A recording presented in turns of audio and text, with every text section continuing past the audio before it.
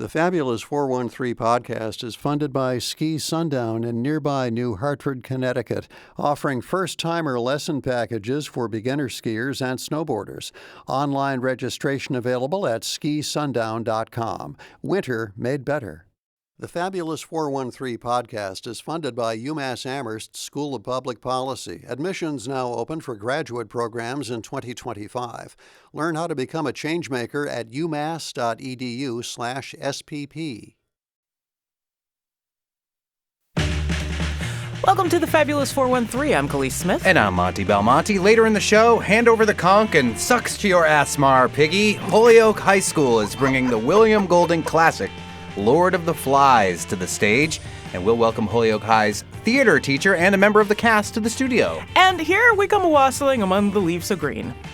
I thought that was a Christmas song. Well, sort of. Why are the leaves so green? Wassailing can be an anytime winter apple-endorsing activity, and the Berkshire Cider Project is bringing wassailing to tourists in North Adams this weekend. We'll hear about the history of this ancient tradition and how it is adding to the health of apple trees in the Berkshires today. But first, an event that Khalees is going to miss. Alas. I'm leaving town. Right, to go play board games. Play tabletops in upstate New York. Nice. And not eat garbage plates. Oh.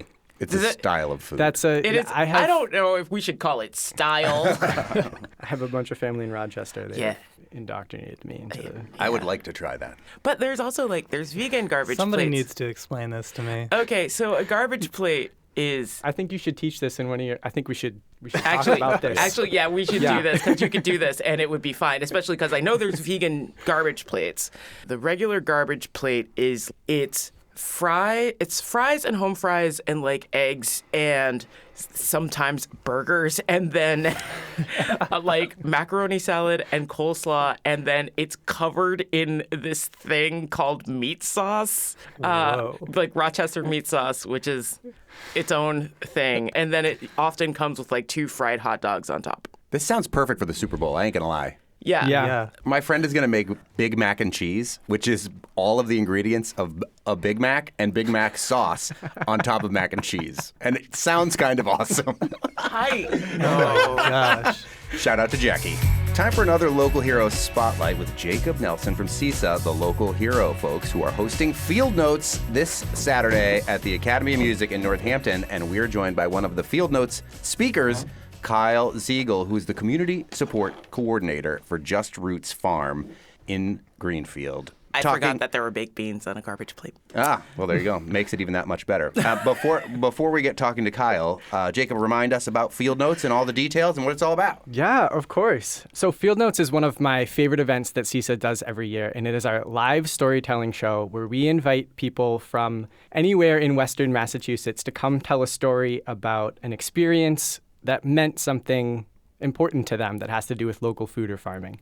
And it's one of my favorite things because it just brings all of these wonderful people who I want to be when I grow up into one space to tell me about something cool that happened in their lives. And that certainly applies to Kyle, who's doing some amazing work with Just Roots in Greenfield with a lot of farm to school work and family cooking classes, and just has roots in a lot of interesting places in the Western Mass food scene. And so excited to talk to him a little bit about what those are today.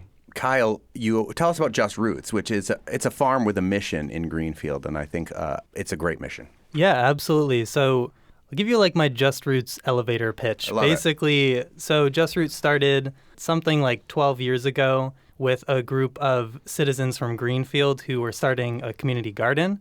And their community garden in Greenfield was going to be developed. So they asked the town if the town had any land they could move a community garden to. And the land that they ended up with was the Old Town Poor Farm, which is a little bit outside of Greenfield towards Leiden. It was literally called the Poor Farm. Yes. Yeah, this is a history that I'm not so sure about, but one of our old board members is a historian, very much a New England historian, and he gave us all the history of Old Town Poor Farms, which I believe were something along the lines of county seat towns had a poor farm where folks who were thought of as a charge to the community were sent in order to work for their housing and board. So likely a form of indentured servitude that lasted into the 20th century. That's not as nice as I had imagined that being. like, I thought it was like a farm where they're farming and people who are poor can come and glean. County-endorsed sharecropping. Exactly. Oh, that's yeah. worse than I thought. Well, Yes. Wah, wah. So we farm on a piece of land with a very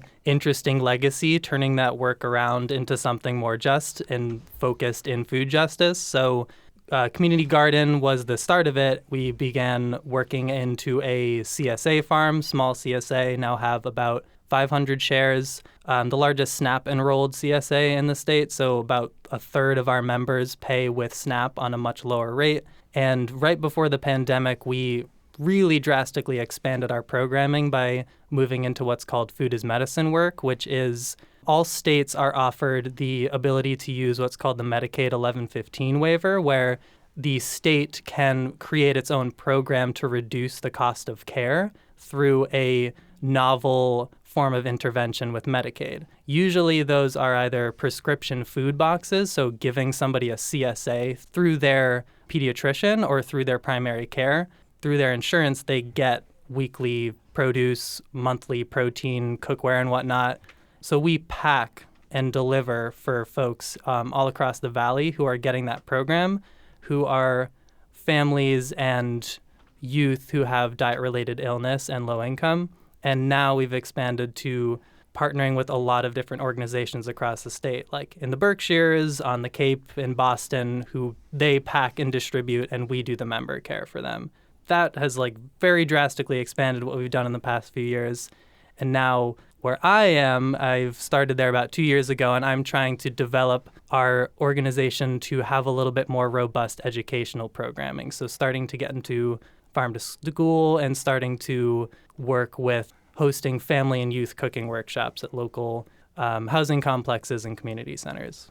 That's awesome. Now you can teach them how to make a garbage plate. Exactly. I mean, I'm pretty sure that a bunch of the kids would be pumped to ask me about that for the next taste test. I feel like I don't know if the food service staff would be pumped if I tried to put that on their menu, though. I don't think so.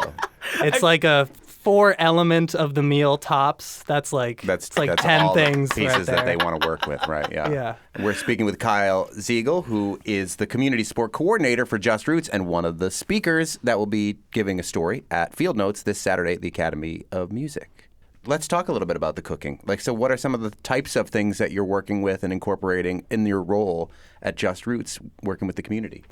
My ethos around what I cook with kids and families is trying to find that balance of let's cook healthy, let's try to incorporate more fruits and vegetables, let's try to incorporate more whole foods, more grains, more generally healthy food, but I want it to be exciting, and I want to find that balance of let's also cook what you want. So I try to use most of my collaborations with a community center or a housing complex to ask the kids and the families what they want to cook. So sometimes they're like, I want to cook steak. And I'm like, I can't afford that, but let's try something else. And they are like, let's cook a dessert. So sometimes we'll cook just grandiose, sugary, fun things. Sometimes we'll cook something that they could be a weeknight meal and have a lot of produce involved.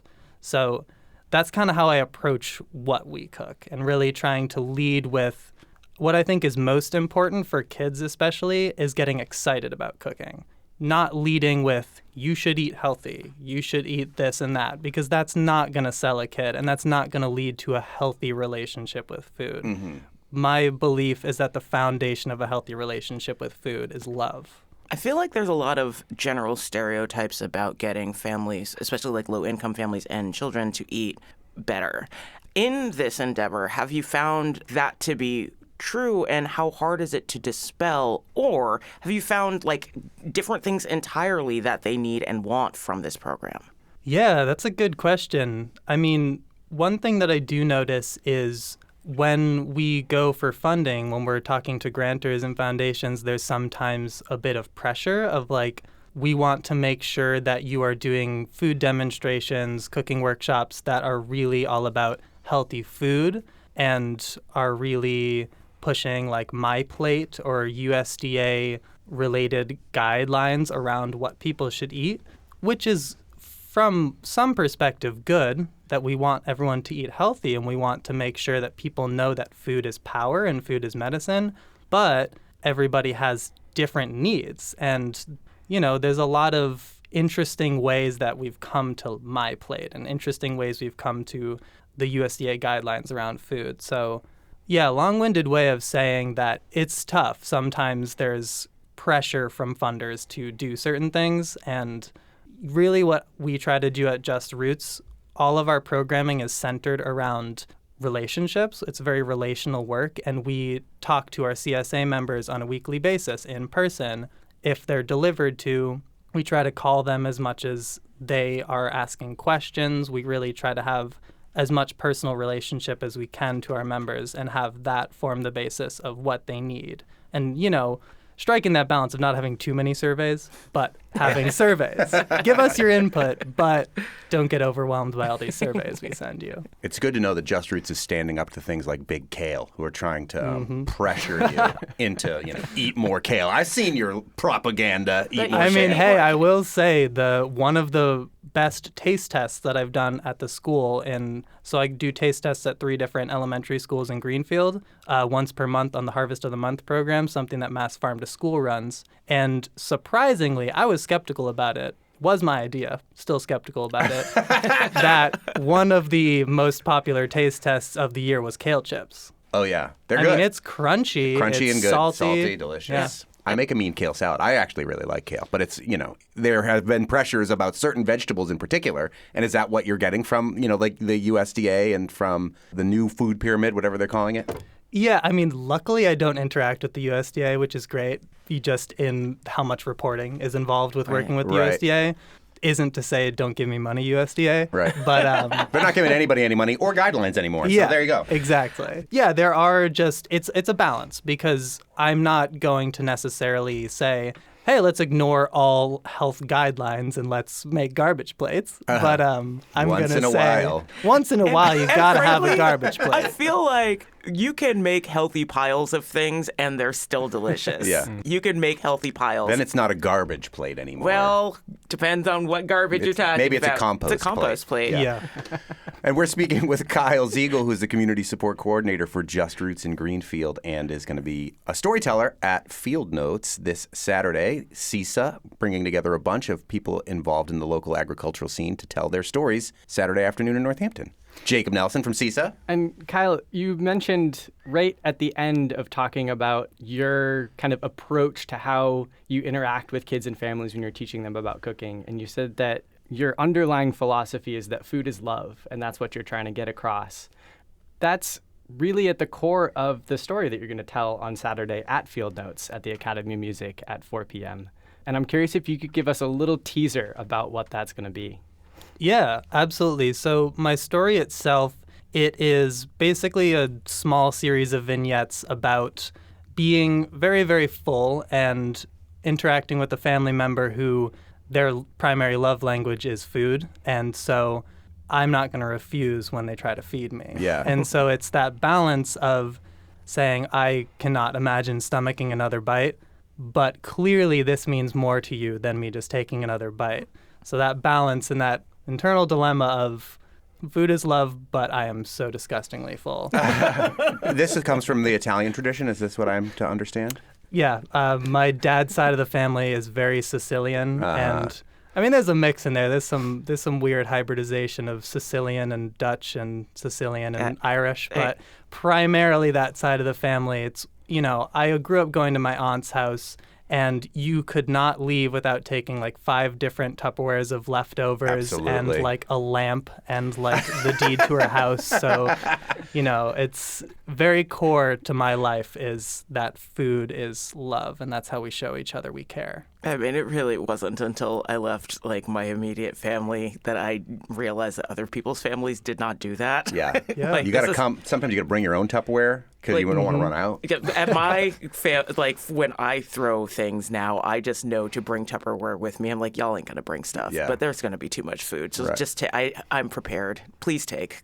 Kyle, I got a little glimpse into your story, and it seems that you kind of have taken over some of the responsibilities for cooking some of the more traditional things in your family. Is that true? Yes, I definitely and that's been a fun thing. I've definitely cooked some Sicilian dishes and some Italian dishes with the families that I cook with. That's been really fun. It's part of my connecting with my heritage, but also a really fun thing to share with the families, and something that I try to flip and think about their perspective, where I work with a lot of families who, in Greenfield, there's some Moldovan families, there's some Guatemalan families. I also do a little bit in Turner's in the Montague area. So I try to, like I said, ask the families, ask the kids what they want to cook. And so with the Guatemalan families, this also comes from the experience of before working at Just Roots. I worked at Riverland Farm for 3 years and worked with a couple Guatemalan families.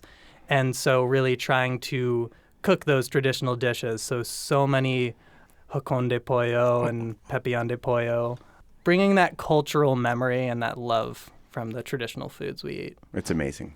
How many acres is Just Roots on to have 500 CSA shares? That's a lot. Yeah, so something about Just Roots. We are a small farm. We only have, last year was about 8 acres of production, and that includes a lot of double cropping and sometimes even triple cropping, which is, the balance we've struck where we don't want to do that. We want to find more land. Luckily, we just got some more land from a lease, so we'll be able to do less double cropping and triple cropping and take care of our land better. But that's been kind of a sacrifice that we've taken in order to feed more people. But we're trying to find that balance of taking the best care of our land and the best care of our people. We also act as a bit of a food hub, so we do a lot of buying. The Food is Medicine program that we do, where we're getting folks food through Medicare and Medicaid, a lot of that is these large contracts with accountable care organizations like Boston Children's Hospital, Mass General Brigham. And so part of those contracts, the money that they give us is to buy food, which is a way that we funnel those contracts into our local community where we're buying from a bunch of local farms. So we don't necessarily feed 500 shares from our farm. We probably do more like in the summer, 350 of those shares and then 150's worth of buy-in. And then in the winter, we do like 200 to 300 shares, and that's mostly bought in. Has the hip cut dramatically impacted what's going on with Just Roots, the Healthy Incentives Program, which was supplemental to SNAP on the federal level, a state-run program that is still waiting to be refunded? Yeah. It probably won't be until March at the earliest. Could be next week or this week. That's the rumor I hear. I would hope so. I would really hope so. Yeah, the cut to hip has been really affecting our community. Like I said, about 1/3 of our community members who are CSA members are paying with SNAP and HIP, really rely on HIP in order to not just drain their SNAP account from our CSA. Part of our contribution to that situation is that people who are paying with SNAP and HIP pay the least amount of anybody. So we're also giving them that benefit of even if you use HIP, you pay less. But yeah, we've had a lot of folks who have had to drop our CSA, and we've been doing our best to lower those costs even more. But it's that balance of being a nonprofit organization and having this bottom line that we have to meet to pay all our workers and buy all the food that we buy in, and also offer things at the most affordable, accessible way that we can. So yeah, have had a lot of folks drop off and are doing our best to also be part of the push for getting HIP reinstated. Kyle Ziegel is a community support coordinator for Just Roots in Greenfield and is one of the storytellers at Field Notes this Saturday at the Academy of Music in Northampton. That's brought to you by CISA, the local hero folks. Jacob, one more time for people who want to come and check this out, what do they need to know? All you need to know is that it is this Saturday in Northampton at the Academy of Music. It's going to run from 4 to 6 p.m. We have 8 amazing storytellers that are going to get up on stage and share a little bit of what the food system looks like from their corner of it through their eyes. We will have simultaneous Spanish interpretation for the whole show. In the past, we've had folks tell their stories in Spanish. We don't have that this year, although do we have a couple bilingual folks who will take the stage. So we do want to make sure everyone can listen in both languages. And tickets for that, you can just go to CISA's website, buylocalfood.org, or just Google CISA Field Notes. Jacob Nelson and Kyle Ziegel, thanks so much. Thank you. Thank you. I also want to encourage you to create culturally appropriate garbage plates. Yeah. Let's really spread the word. Basura Absolutely. plates. We're on it, Khalif. Platos de basura.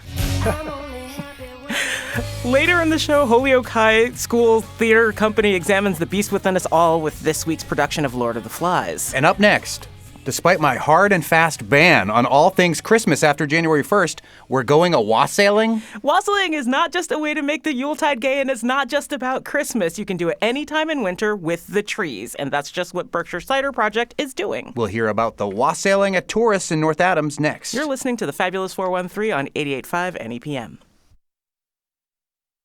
The Fabulous 413 podcast is funded by Window World of Western Mass, a local family-owned and operated complete exterior remodeling business offering windows, siding, gutters, and more. windowworldofwesternma.com. There's a traditional holiday thing that happens at the theater that I volunteer at every year that celebrates the Yule, and wassailing is a part of it. However, they don't allow alcohol sales at this particular event, and I'm like, you're missing the whole point. Yeah, what are we doing? Cold out. Yeah, right? It is funny. I feel like all these other, I don't know if you guys have gone to other, because a lot of people are doing them, which is great. But I feel like we've all decided, it used to be that week after Christmas, and we've all decided now, what about February when we get a break? I think it's a great idea. We need more people to be doing this. It's like way too soon after Christmas. We're still tired. Give us all of January. Yeah. Jolly wassail, joy come to our jolly wassail. So well may they bloom, so well may they bear, so we may have apples and cider next year. Welcome back to the Fabulous 413. Love and joy come to you, and to you your wassail too, because this weekend, on Sunday, February 9th, Berkshire Cider Project hosts their third annual wassail event at Taurus in North Adams. And if you were thinking that wassail and wassailing was a Christmas or Yuletide thing, well, now is a good time as ever to expand your horizons, because that's what we thought too. Yeah, totally. And I have a very hard no Christmas music after January 1st thing, so I'm interested about why this is happening in February. And here to talk with us about the event and more are Matt Brogan and Kat Hand of Berkshire Cider Project.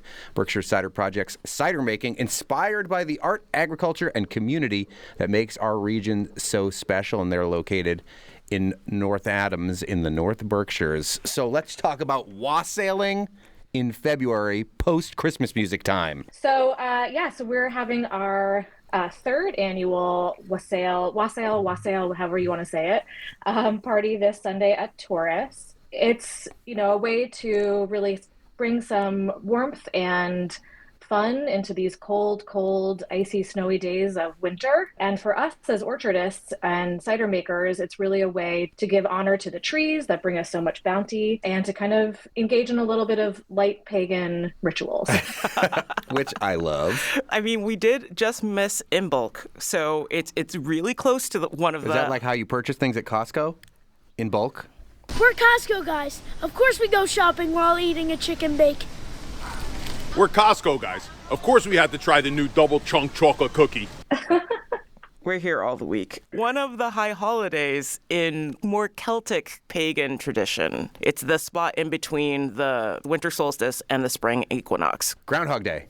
No. Okay, so people probably have heard the holiday carol, Here We Come a-Wassailing. And to you your wassail too, and God bless you and send you a happy new year, and God send you a happy new year. Which I looked at most of the lyrics, and until you get to like the third verse, doesn't mention Christmas at all. Almost like Let It Snow could be allowed any wintry time of year. But what is wassailing, Matt? Essentially an old English tradition, but it has its roots in Celtic and Norse and back to pagan winter kind of festivities. And it definitely has some roots in the Christmas time traditions, but traditionally wassail is after Christmas around Epiphany or sometimes in January. But we just see it as a way to break up the long, cold winter. You'll find wassail anytime from early January into mid-February, like you said, just kind of breaking up these short days and cold evenings and just getting you out of your house and getting you away from your kids maybe, or bringing them along. It is kid friendly just to have some fun and kind of shake things up. And like Kat said, to also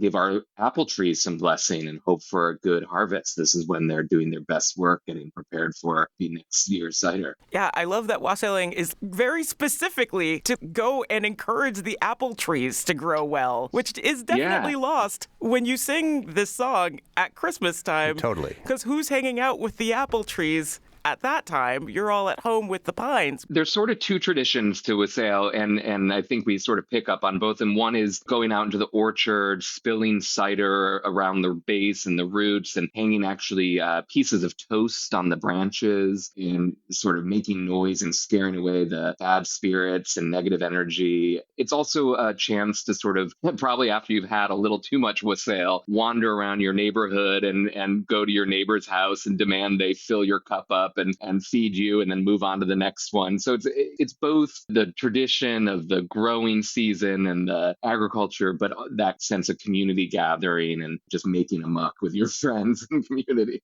Which might explain why there's so many wassailing songs. Because you're familiar with maybe the one, but it turns out there's a giant pile of them.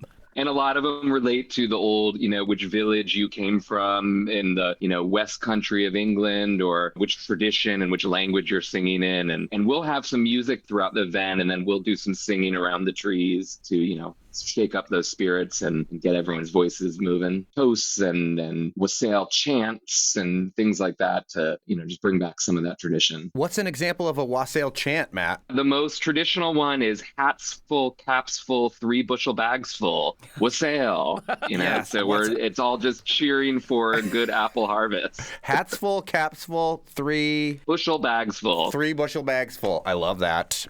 Well, and I'll tell you, we need a little bit more than 3 bushels, so let's hope we really stream it this year. They had modest expectations. That's true. That's maybe per tree we'll be okay with. We'll do it a couple times. There we go.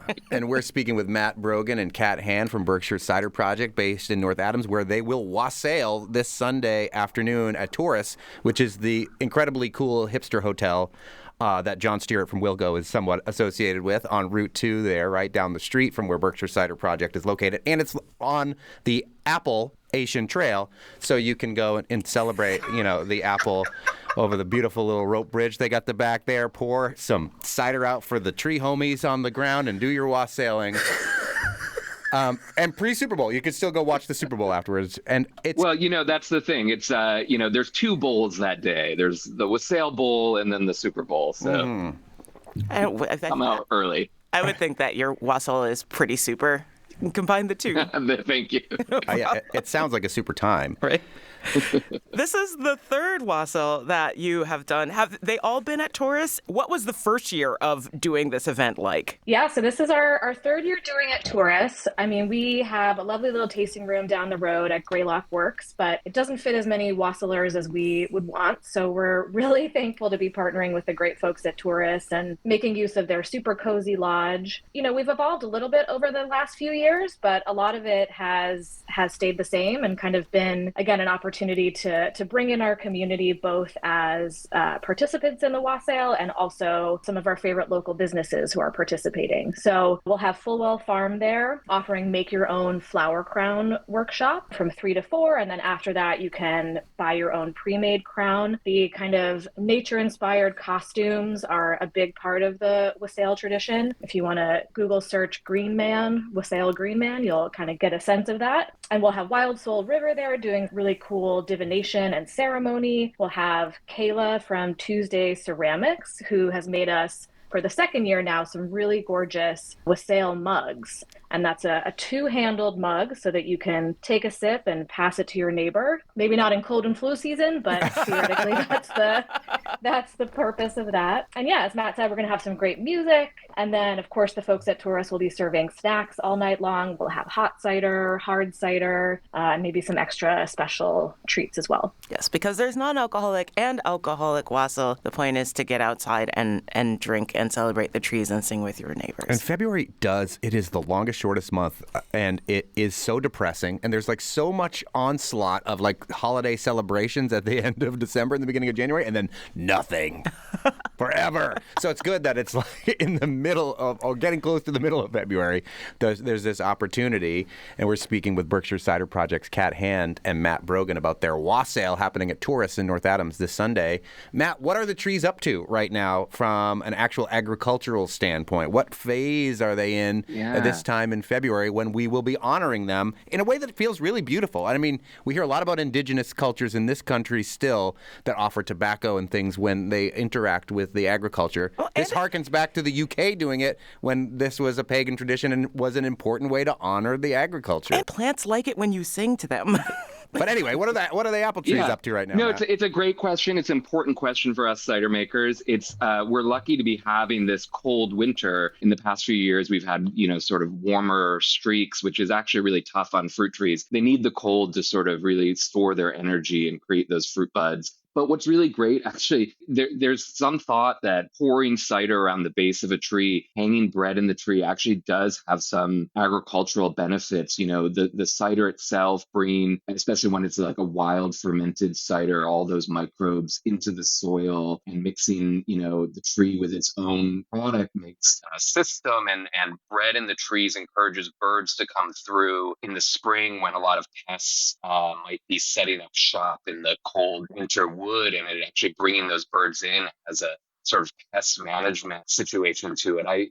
No one would confuse me for a farmer, so don't let me go too far off on a tangent. But it's neat to think that some of these traditions do have their roots, unintended, in the apple tree itself and what benefits it. What's really great is that Taurus is, of course, not an orchard, but they did early on plant, I think it's 7 or 8 apple trees out front. So we, have actually done a lot of harvesting from those trees and getting funny looks from staff or the guests when they're wondering who's stealing these beautiful apples. And some of those apples go into our community cider. And so we love kind of searching out these untraditional apple trees, not just in the orchard setting. But if you have trees at your house, or if you know a local orchard, go spill some cider and toast some bread with them too. I was assuming that the bread would bring like birds who'd poop on the land and then bring in more nutrients that way too. That's even better. Yeah. And if you've had too much wassail, maybe you're helping the same.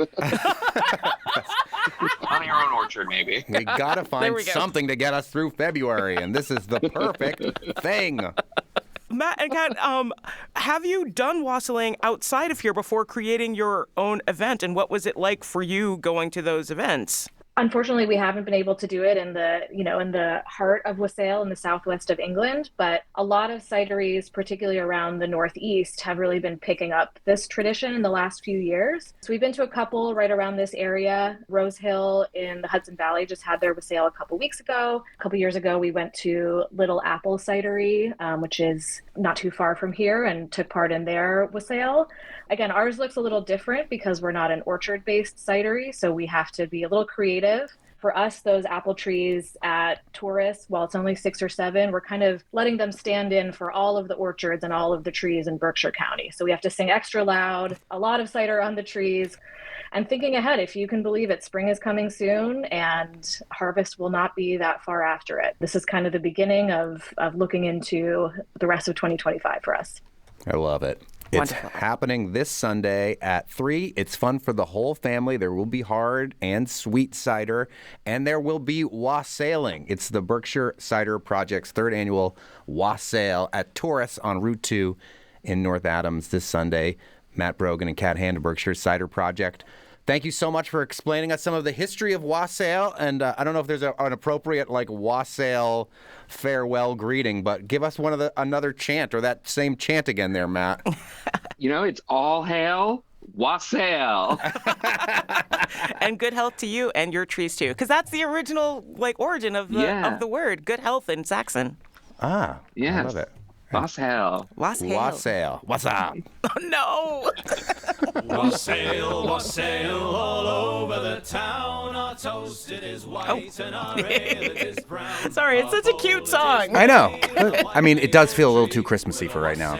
by a band called The Longest Johns. Go find them and more sea shanties. That is a great band name, The Longest Johns.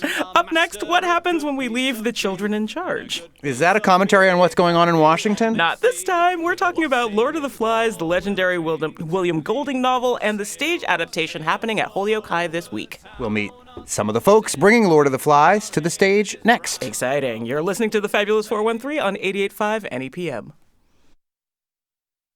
The Fabulous 413 podcast is funded by Northeast Solar, offering solar options, energy security, and solutions for the local community.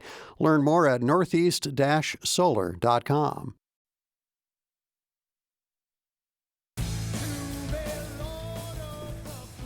Iron Maiden's Lord of the Flies for director Tony Dunn in the other room. Yes. Welcome back to the Fabulous 413.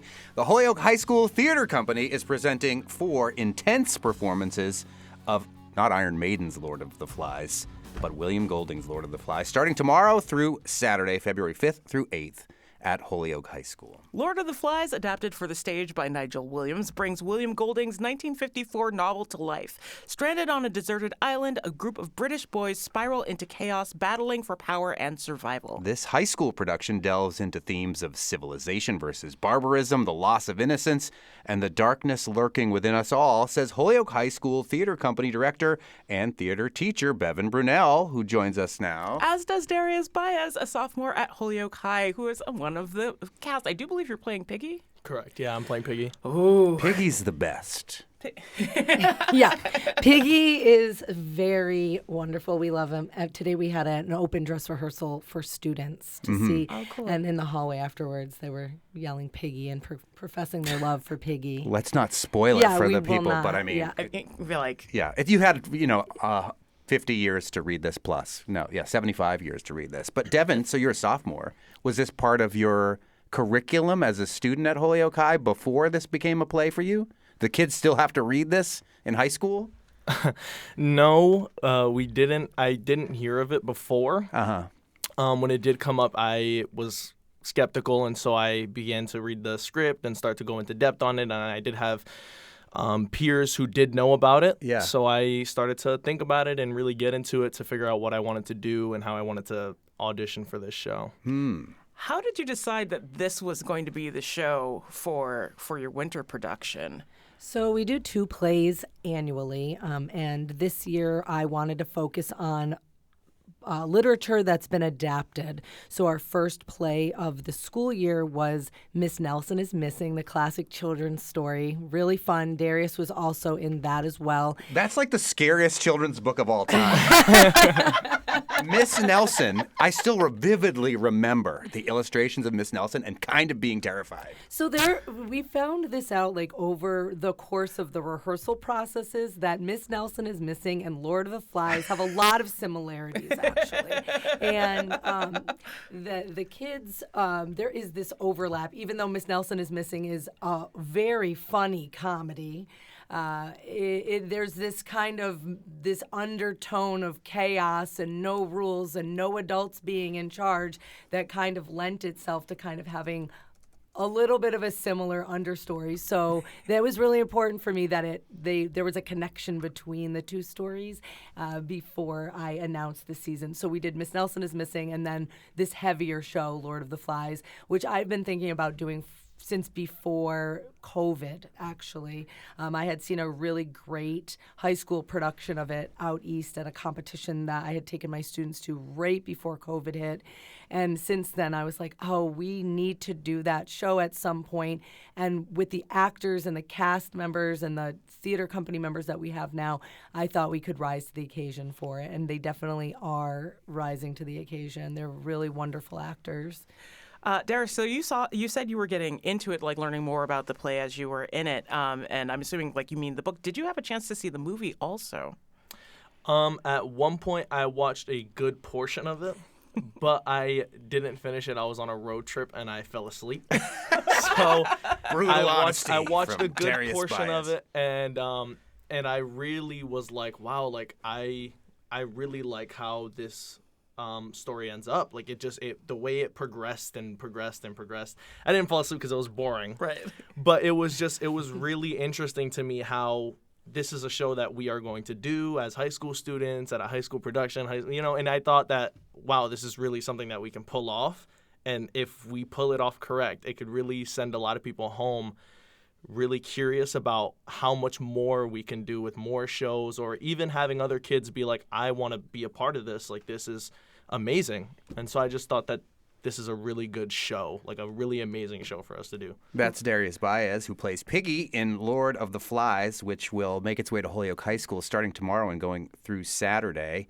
We're also joined by Bevan Brunel, who is the Holyoke High School Theater Company director and theater teacher.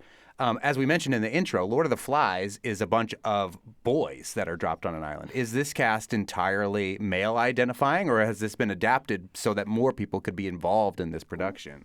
We are using actors that are not all male identifying, but we've kept it traditional with the sense of their names have not been changed. Right.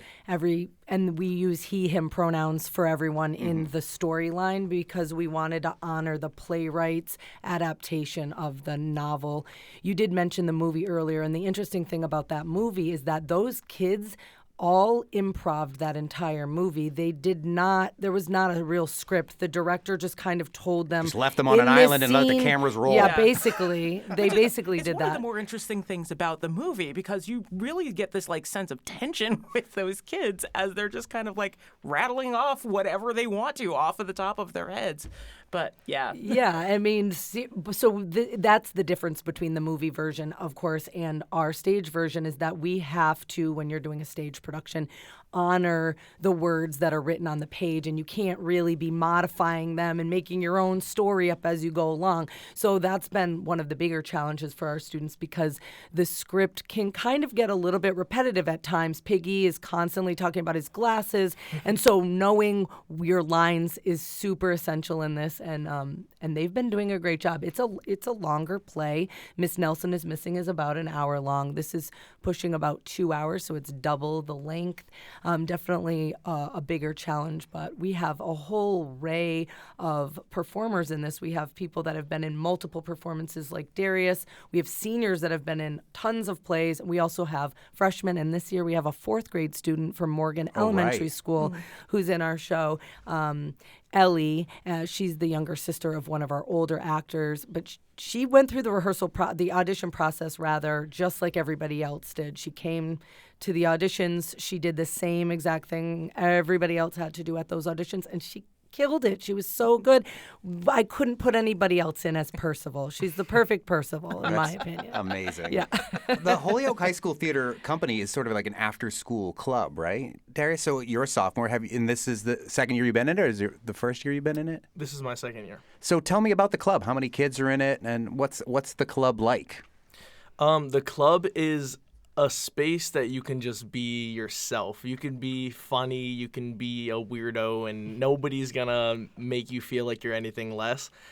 This is my second year. My first year, I didn't know I was gonna be an actor or anything like that. I kind of just showed up, and they needed somebody to play a character, and so I played that character, and that's where I really fell in love with the space that is theater company, and I haven't ever wanted to go anywhere else after school besides that place.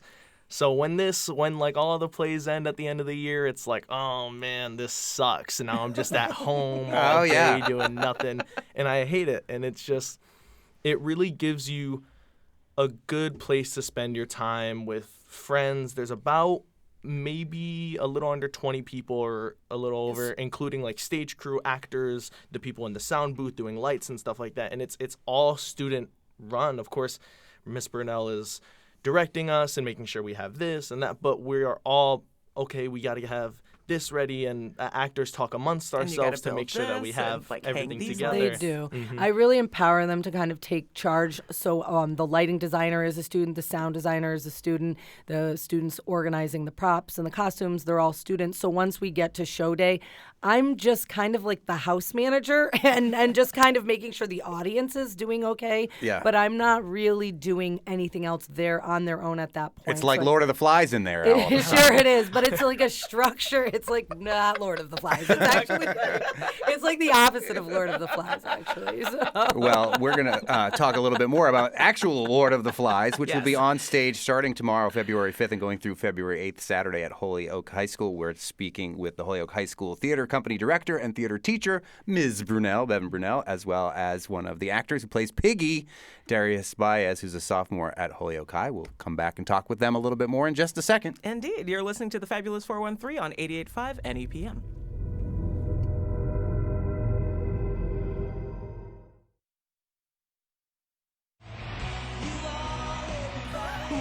This is the band Drive Shaft, who were stranded on an island in the television show called Lost with their big hit, You All Everybody. Welcome back to the Fabulous 413. I'm Monty Belmonte. And I'm Khalees Smith. And we are speaking with Bevan Brunel, who's the Holyoke High School Theater Company Director and Theater Teacher, as well as Darius Baez, who's a sophomore at Holyoke High School, who will be performing as Piggy in this week's production of Lord of the Flies at Holyoke High School. I outroed our last segment with the I don't know if you can call it a theme song, but the theme from Lost, and that song as well from Lost. Have you seen any of the other stranded on deserted island things going on, like Yellow Jackets, the new television show, which is about a female soccer team stranded and surviving? I'm tuning in. I've got to. I haven't seen that yet, but I was a big lover of Lost for many reasons when it was on television. Darius, have you seen it? No, I'm actually a little uneducated. I kind of just stick to the shows that I watch consistently and just keep rewatching everything that I've seen. Can't blame you. Don't say that. Every opportunity is an opportunity to learn. I haven't seen the whole thing of Yellow Jackets either. It is really dark, but it is incredible. very, very dark. But I am curious about how this particular piece landed with like your theater troupe, because like as you mentioned, like you're not learning it necessarily in school, and this might have been an introduction to the work that had at least for a while kind of cultural zeitgeist, and is a really interesting look at like power structures and how they just naturally emerge. But like, did you see any like any correlation between like the way that you feel, the way you interact with your friends, and like these stranded boarding school boys in a novel from the 50s? To a degree. Definitely not as dark, but I do see all the rowdiness and the excitement and kind of like, oh, we get to do what we want, don't we? You know, there's nothing else that we can. And so I do see that in a couple of my friends. So especially on days where I had to be out sick and we had somebody fill in for me, they definitely had. Yeah, yeah, exactly. It's all connected. Viola Swamp did not come in and fill in for me that day, though. So yeah, that's the one who was scary. Viola Swamp, not Miss Nelson. She was not scary. Exactly. Yeah, Miss Swamp was a scary one. Yeah, that was really scary. And that was the play that Holyoke High did earlier this year, and now they're doing Lord of the Flies, not Lord of the Rings. No. That would be way too long. Very long, and no. Far less children involved in Lord of the Rings. Right. Although but the kid who sings "You All Everybody" on Lost was also in the movie version of Lord of the Rings. And there are some bare feet in this, so I called the kids. You got Frodo Baggins' feet. Okay, let's see them. Yeah. And we were mentioning that, like again, like the book and the play are set on a deserted island after I think is it a boat crash? It's a plane crash. Plane crash. Prescient. But like, what is the set like? What was it like building the island for this particular production? The set building was so fun. We came up with a little model. We had a student who came up with a model, and we went off of that model, and I think it turned out fantastic, just figuring out, okay, this has to happen, so how are we going to put this here? And this can't be here, but we need to have it. And you know what I'm trying to say? So it was so fun and again, the students build the set as well.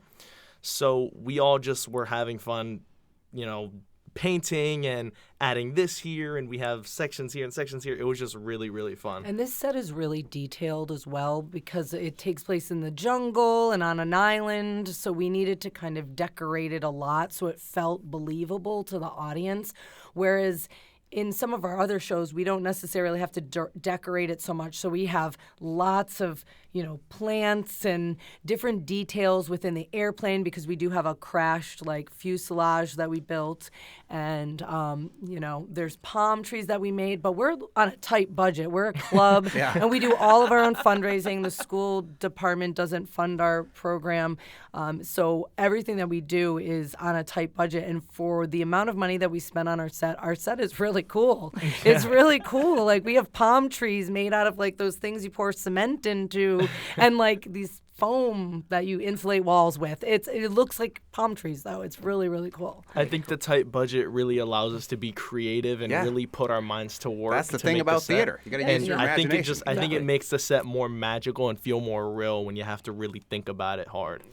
Have you, through this play and your friends who will come to see it, your family who will come to see it, maybe gotten some of them also interested in trying to interact with this work once they're done seeing you on stage? I definitely can tell you that my family has told me a lot, oh, wow, seeing you on stage has really made me regret not trying when I was in high school. Yeah. Because a lot of them did go to Holyoke High before me. And so they all kind of say to me, wow, seeing you on stage, it looks so fun and so entertaining. I wish I tried that when I was your age and in the same grade as you. Miss Brunell, in the minute we have left, Holyoke High has been and Holyoke Schools in receivership and have had maybe a bad PR in the world about the students there. How have the students benefited from this theater program that you're working with over the years? Have you seen them flourish because of being involved in something like this theater program? I have seen them. I started this theater program in 2018, but Mark Todd has been doing musicals at Holyoke High School since 2000, and he really kind of brought the arts alive in Holyoke. But we can see all of the kids that interact with the arts in Holyoke.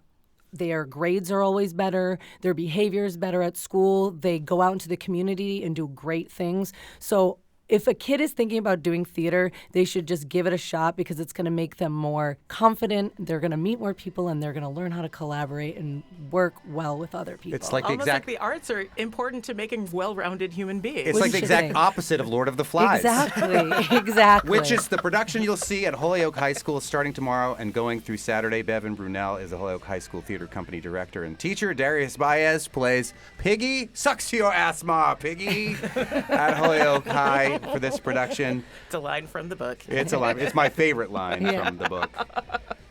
I'm Monty Belmonte. I'm Khalees Smith. We'll talk to you tomorrow on the Fabulous 413.